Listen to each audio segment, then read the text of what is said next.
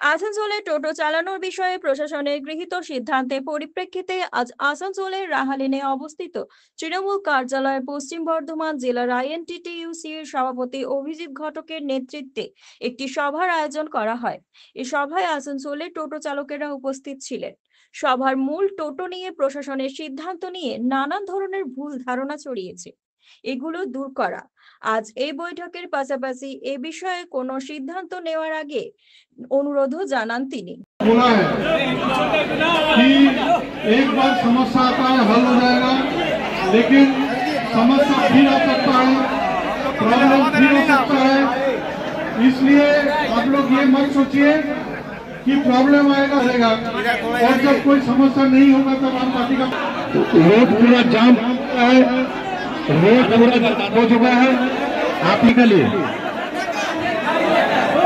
आप लोग निकलिए, स्टेट অফিস খালি কে গিয়ে দেখুন, প্রশাসনের পক্ষ থেকে এখানে টোটো যেগুলো টোটো চলে তাদের লাইসেন্স, রুট এবং পারমিট যেগুলো রেজিস্ট্রেশন, এই নিয়ে একটা বিভ্রান্তি টোটো চালকদের মধ্যে হয়েছে। সেই বিষয়ে আমরা প্রশাসনের সাথে কথা বলার জন্য আমাদের ট্রেড ইউনিয়ন আছে আইএনটিটিইউসি, আমরা প্রশাসনের সাথে কথা বলব এবং নানা রকম যে বিভ্রান্তি ছড়াচ্ছে সেই বিষয়ে আমরা আলোচনা করে সুষ্ঠু সমাধান চাই।